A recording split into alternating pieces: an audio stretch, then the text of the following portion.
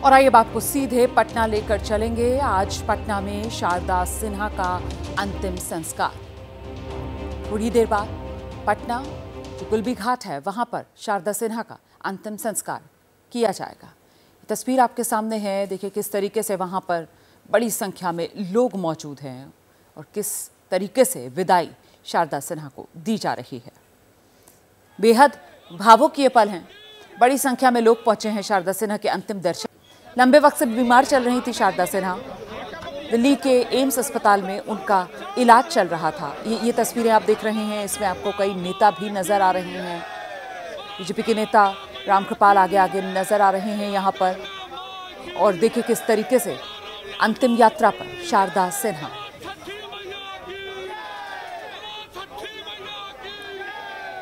छठी मैया की जय, यही जयकारे शारदा सिन्हा जब अंतिम सफर पर है उस समय सुनाई पड़ रहे हैं।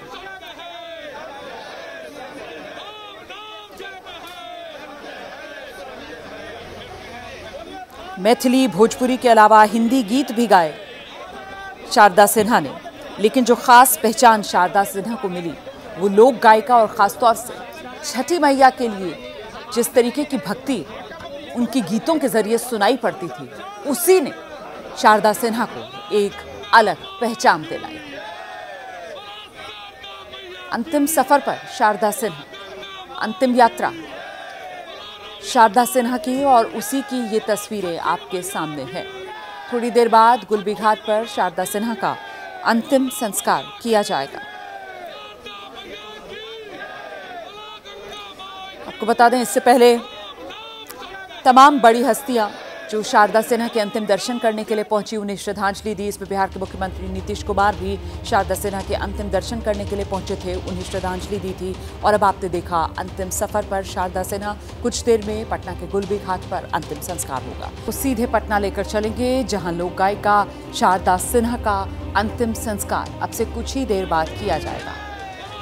पटना की तस्वीरें आपके सामने हैं। अंतिम यात्रा पर, अंतिम सफर पर लोक गायिका शारदा सिन्हा, और कुछ ही देर में पटना के गुलबी घाट पर उनका अंतिम संस्कार होगा। सीधे आपको लेकर चलते हैं, हमारे साथ हमारी सहयोगी निधि इस वक्त मौजूद हैं।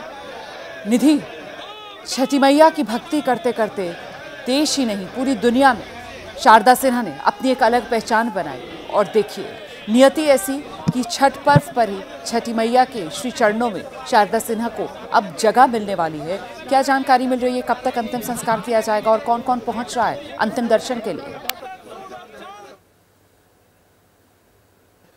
कुल रोमाना मैं बता दूं कि मैं जहां मौजूद हूं, ये सामने आपको सफ़ेद रंग का घर दिख रहा है, ये शारदा सिन्हा का घर है। और यहां से तकरीबन 9:15 बजे उनके पार्थिव शरीर को उनके बेटे और दीघा से जो विधायक हैं यहाँ, वो सब लेकर यहाँ से गए हैं उनके पार्थिव शरीर को। गुलबी घाट पर राजकीय सम्मान के साथ उनका अंतिम संस्कार किया जाएगा। और थोड़ी ही देर में, यहाँ से बहुत ज़्यादा दूरी गुलबी घाट की नहीं है, हालांकि एक तरीके से कहा जाए तो एक यात्रा के तौर पर उनका जो पार्थिव शरीर है उनको लेकर जाया गया है। तो जाहिर है बड़ी संख्या में लोग उनको देखने के लिए, अंतिम दर्शन के लिए पहुँच रहे हैं और थोड़ी ही देर में अंतिम संस्कार होगा। लेकिन एक बात मैं बता रही थी कि किस तरीके से आज तीसरा दिन है छठ का, और जब अपने घर से निकली है शारदा सिन्हा अंतिम सफ़र के लिए, तो चारों तरफ सिर्फ उन्हीं के गाए हुए गीत सुनाई दे रहे हैं।